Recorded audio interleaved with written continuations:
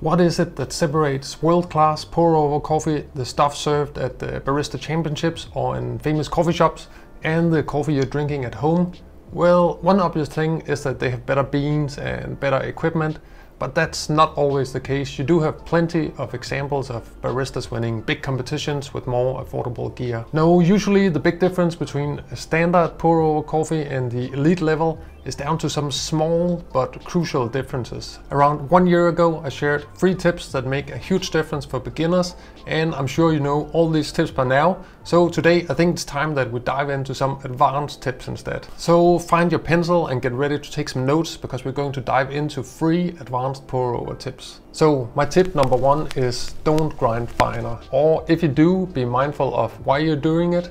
In the espresso community, grinding finer is super common advice, and frankly, it's pretty good advice for espresso, because most often when you have a bad shot, it's because you're not grinding fine enough. But espresso is very different from drip coffee. You have to reach a quite high level of extraction, maybe in only around 30 seconds, and you don't have a lot of water to help you get to that extraction level. That's a difficult situation, so you need to grind quite fine. But pour-over coffee is very different, because you have a lot more time and you have a lot more water.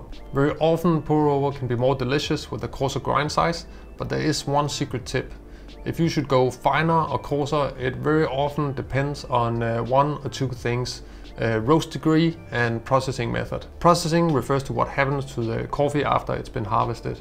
Back in the days, washed coffee was more common, but nowadays you have a lot of naturals, honeys, and even anaerobic fermentation, and they usually don't require a super fine grind size. So my suggestion would be this: washed light roast coffee usually is good with a quite fine grind size, but it's still worth experimenting. Light roast, natural, and honey on the other hand can taste great with a more coarse grind size. And if you're drinking one of these modern anaerobic fermentation coffees that are super popular at the moment, then you should go uncomfortably coarse. Otherwise your coffee is going to taste a bit like olives or apple cider vinegar. You want to go fast and have a very coarse grind size, and then you'll get this kind of unique mix of tropical fruits and perhaps whiskey. If you've had a lot of disgusting anaerobic fermentation coffees, it's probably because you're grinding too fine. My second tip is to have a kind of baseline water at home that you're always using, a pretty soft one. And then if it's not quite working for the coffee you're brewing, then be ready to substitute it and have a harder water with more alkalinity. My suggestion is to have a water around 60 TDS.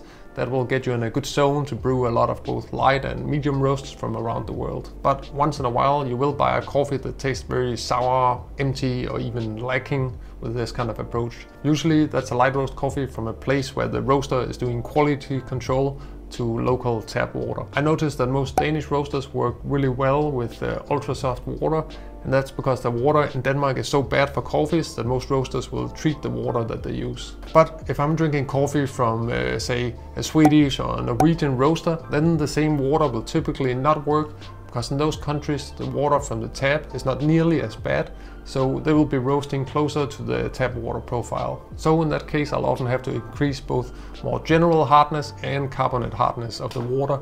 If you're around 100 to 120 TDS, that's usually a pretty good place to begin. You might be wondering, how can you make your water harder? Well, if you have very soft water, then usually you can just mix in a bit of tap water, and then that will get it up to that higher TDS. Tip number 3 is to use strength and extraction level to your advantage.